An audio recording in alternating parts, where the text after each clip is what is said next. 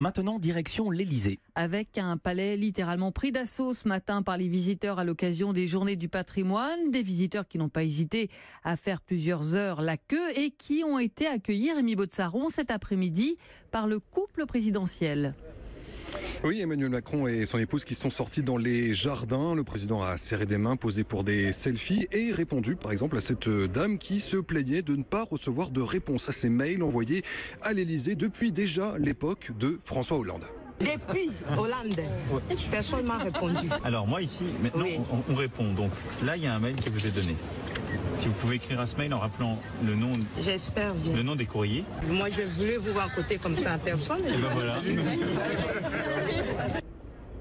Et même ceux qui n'ont pas pu rencontrer le président aujourd'hui ont tout de même pu deviner sa présence à l'Élysée à travers la décoration, selon Florence. C'est luxueux, il y a des magnifiques œuvres d'art au mur, la dorure.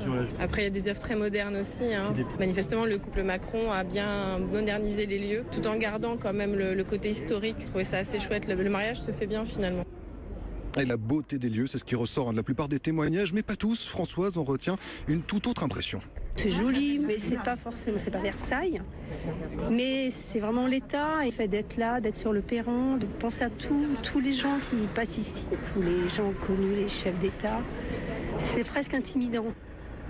Et intimidant aussi pour beaucoup le prix des produits dérivés proposés dans la cour à la sortie. 25 € par exemple pour ceux qui n'ont pas pu voir le président en vrai, mais seulement en photo sur un mug. Rémi Botzaron en direct de l'Élysée. Et vous parliez à l'instant des produits dérivés. L'Élysée a annoncé justement cet après-midi qu'elle allait arrêter de travailler avec la société Mug in France. Cette entreprise basée en Dordogne avait marqué porcelaine de Limoges sur les produits dérivés d'Élysée alors que les articles avaient été fabriqués à Toulouse.